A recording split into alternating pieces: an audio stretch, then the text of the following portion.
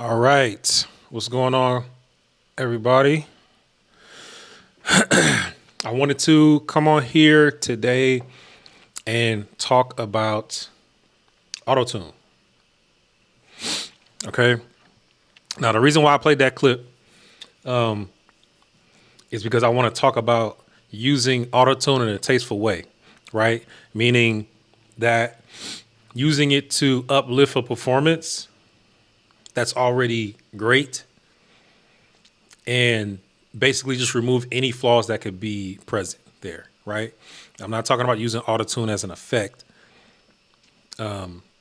like a Future or Travis Scott. I mean, using it to basically enhance or elevate a vocal from great to like completely flawless, right?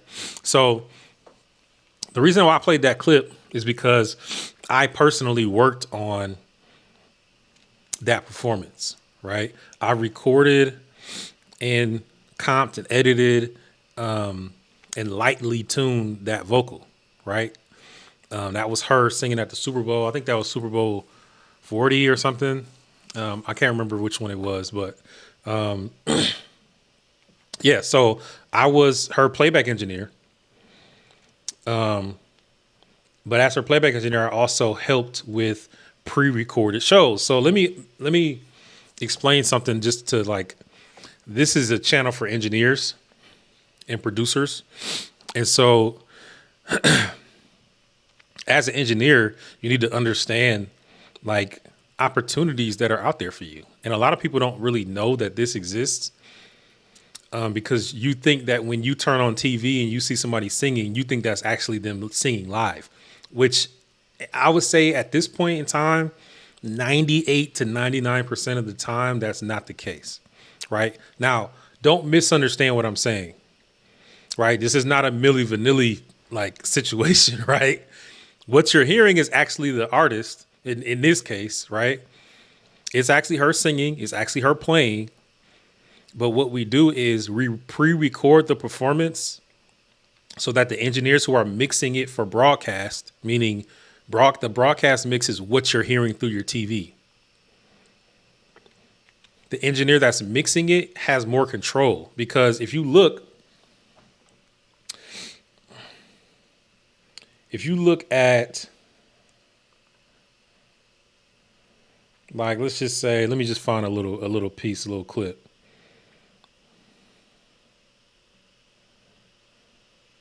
Okay, here, like there's people behind her clapping, screaming, wooing.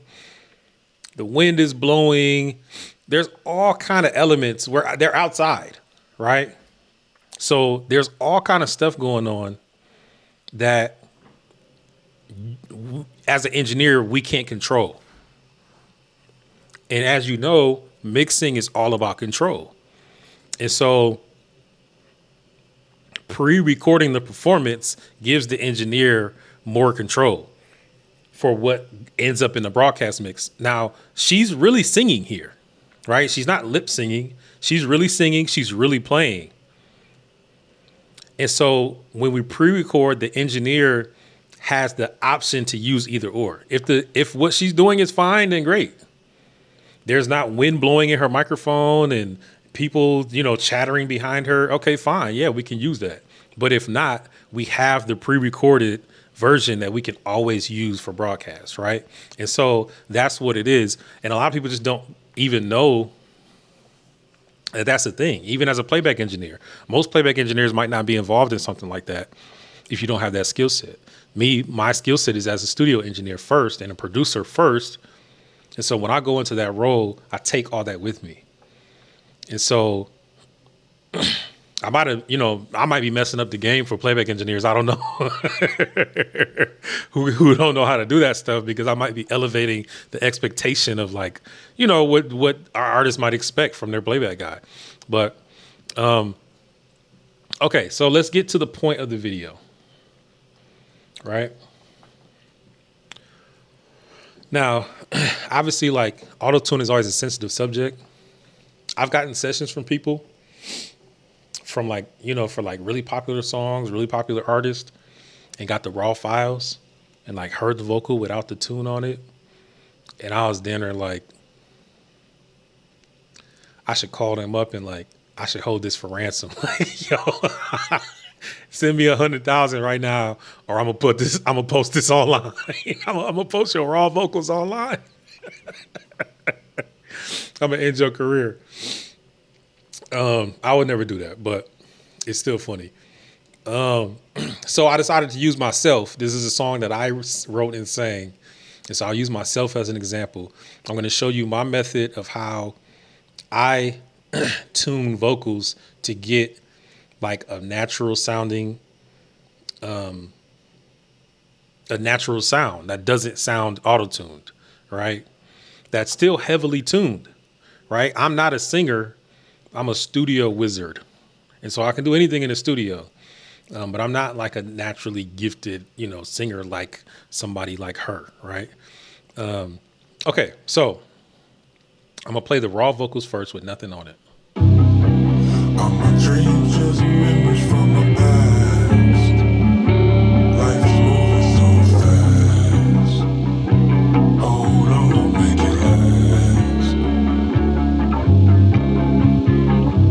I dream at night, every now and then I sleep at night. Wake up in my thoughts, I can see it at night. All I see is light, when I go behind, just be my light. Staring at the sun, gotta feed my life.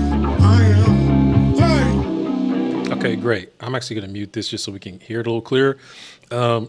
That's great, right? You can hear, especially around this area. I got some. I'm a little flat, right? I'm really flat on the whole thing, but especially right here is flat. So I'm gonna show you what I do. I use a combination of Melodyne and Autotune. All right.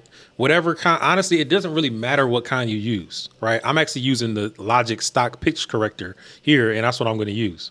But you can use Antares Autotune, you can use Waves Tune, whatever. Even the alternatives for Melodyne, if you have one, right?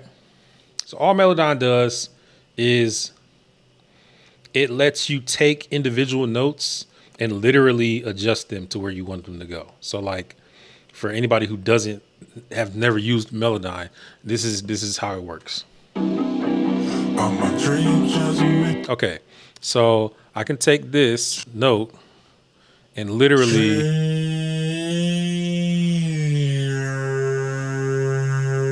so I can move it right there, and now it's All my dreams just memories from right. It's gonna dream. All my dreams just memories from the past. okay. So the original note was right there, I think. All my dreams just memories from Right. But I can move it up. I can do whatever I want with it. dream. All my dreams just memories from the past. Okay, great. So what I would do Dream. is I would adjust every note. Any note that I heard that was off, I would adjust it.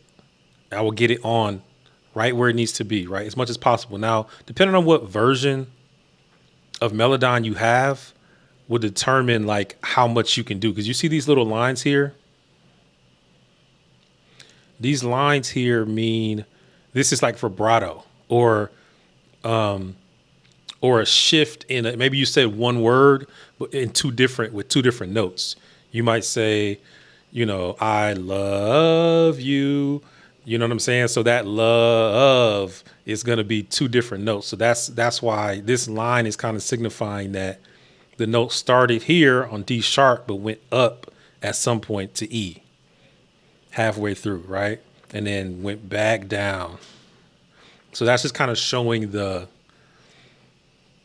and so depending on what kind of version of this you have, you can even adjust this. You can draw in a new line. If you got a note that had too much vibrato, then you could like literally draw that out and make it a straight note. So I'm not doing any of that because I still like to keep the natural feel of what I sang. I don't want to take the emotion out of it. I just want to clean it up. So I'm going to go through real quick. I'm going to, skip through this, go through and clean up this entire vocal right now. Okay, here we go.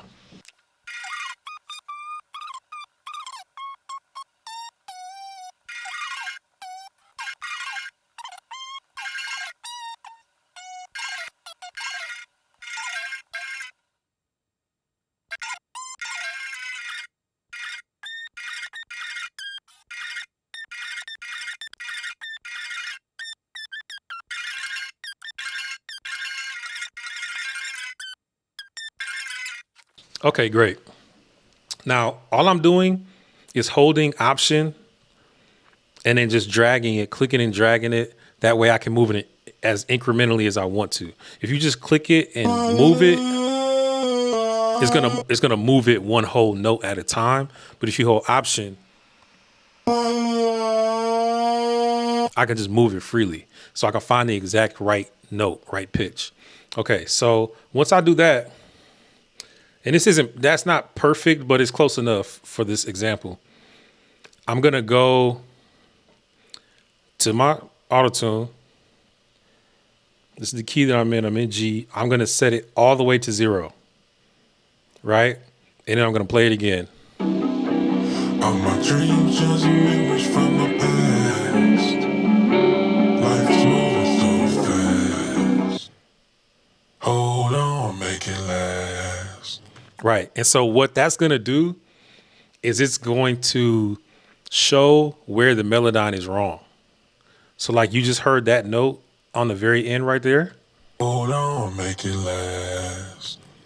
That's supposed to go last. It's supposed to go back up, but it's not. It's not moving. Hold on, make it last. So I'm going to go back into my melodyne.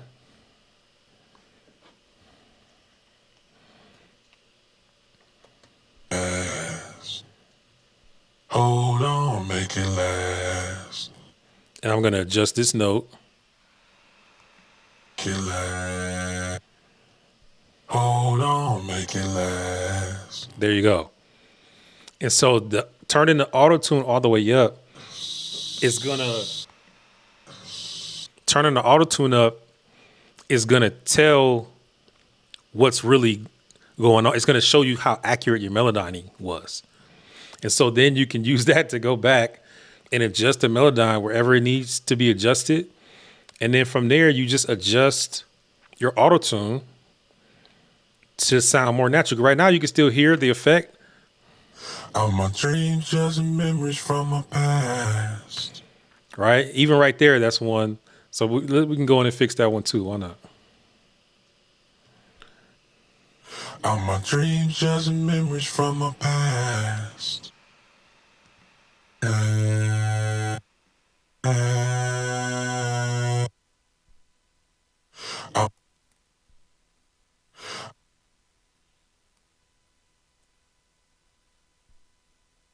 Just memories from my past. Yep, see, that's better.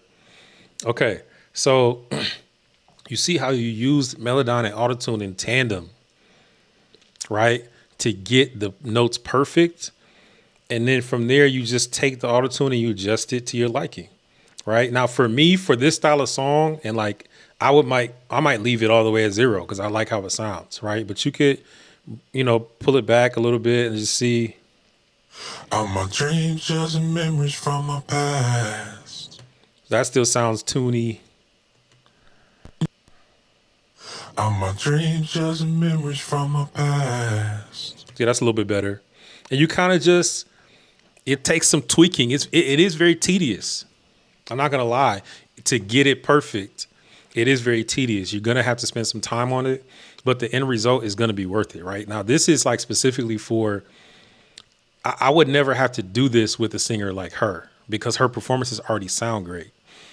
Auto-tuning somebody like that is literally just going to be throwing a plug-in on and just adjusting it to where it's literally just catching the ends of little notes or whatever. It's just random stuff that might just be a little errant. And especially for doing a pre-recording for a live performance, the performance is not supposed to be like a studio version. It's not going to be that perfect. You want it to still feel live. Like you record it on the same mic that we're going to be singing on live. So it still sounds the same. It feels the same. And we don't like nitpick too much. But like with a situation like this, where you're dealing with myself, somebody who's not really a singer, it depends. Obviously, it's like a lot of artistic liberty that you take with it as an engineer. And, with the artist as far as what they want it to sound like. Because if I wanted this to sound more natural, yes, I could go back and forth finding the perfect response time and adjusting the Melodyne notes until everything is just perfect. And then I could play it through and every note would be right. And you wouldn't be able to hear an audible tuning effect. Right. And that's my method. That's my Melodyne and auto-tune method for how I tune vocals. Again, if this is something you want to learn, we have an adult academy. We have two academies, one for adults, one for teens, youth. And so whichever one of those ranges you fall into, you can hit the link in the description, and you can come learn with us, come share with us.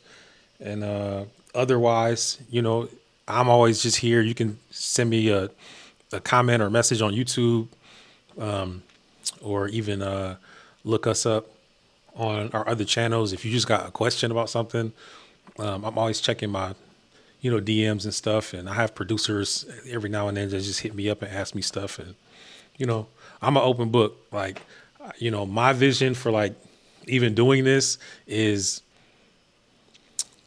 wanting to kind of be a help in a way that I didn't really have coming up. I didn't really have somebody like me that I could like hit up and ask questions, who had experience out in the mainstream industry, who had done, things and worked on big records and things like that.